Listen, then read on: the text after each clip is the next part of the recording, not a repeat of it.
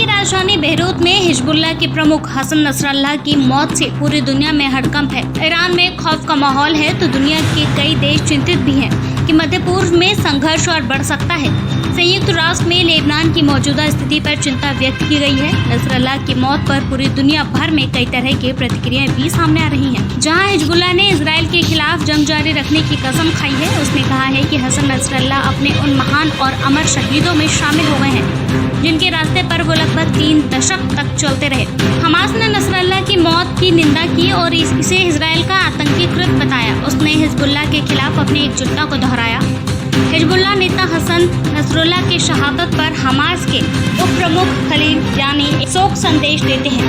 हम हसन नसरुल्लाह को श्रद्धांजलि देते हैं जो गज मुजाहिदीन का समर्थन और सहयोग करते रहे और उन्होंने इजरायली जानवरों के सामने आत्मसमर्पण करने के बजाय गाजा के लिए अपना जीवन बलिदान कर दिया। दुख की इस घड़ी में हम हिजबुल्लाह और लेबनानी मुसलमान के साथ हैं। ईश्वर की इच्छा है कि इजराइल का पतन निकट है और हम अक्रूस की आज़ादी तक इजराइल से लड़ेंगे।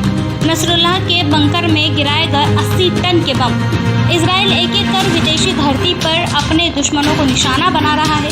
इजराइल ने हिजबुल्लाह और हमास के प्रमुखों की हत्या करवाकर दुनिया को अपनी ताकत का लोहा मनवा दिया। इजराइल ने ऐसे समय पर हवाई हमला किया जब हिजबुल्लाह चीफ नसरल्लाह अपने कई नेताओं के साथ बेरूत में एक जगह मौजूद थे। जानकारी के मुताबिक जिस बंकर में छुपा था वो रिहायशी इमारत के करीब 60 फीट नीचे था। वॉल स्ट्रीट की रिपोर्ट के मुताबिक हिजबुल्लाह ने आतंकी इजराइल के खिलाफ एक्शन लेने का प्लान बनाने के लिए इकट्ठा हुए थे। वहीं इजराइल उन्हें रोकना चाहता था। इजराइल ने हिजबुल्लाह के ठिकाने पर 80 टन का बम गिरा दिया। इतने बड़े बम धमाके से हिजबुल्लाह का मुख्यालय नेस्तनाबूद हो गया। हाल ये था कि नसरुल्लाह का शव की पहचान करना तक मुश्किल हो गया था। रिपोर्ट में बताया गया कि उसकी अंगूठी और अन्य सामान से शव की पहचान की गई। इजराइल डिफेंस फोर्स के एक हरदी हवेली ने बताया कि हमने नसरुल्लाह को खत्म करने के लिए एयर स्ट्राइक की थी। बेरूत के केंद्र में हिजबुल्लाह का मुख्यालय था। आतंकी संगठन के अन्य लोग भी वहां मौजूद थे। इस हवाई हमले में हिजबुल्लाह के इलेक्ट्रॉनिक डिवाइस और मिसाइल का जखीरा भी बर्बाद हो गया।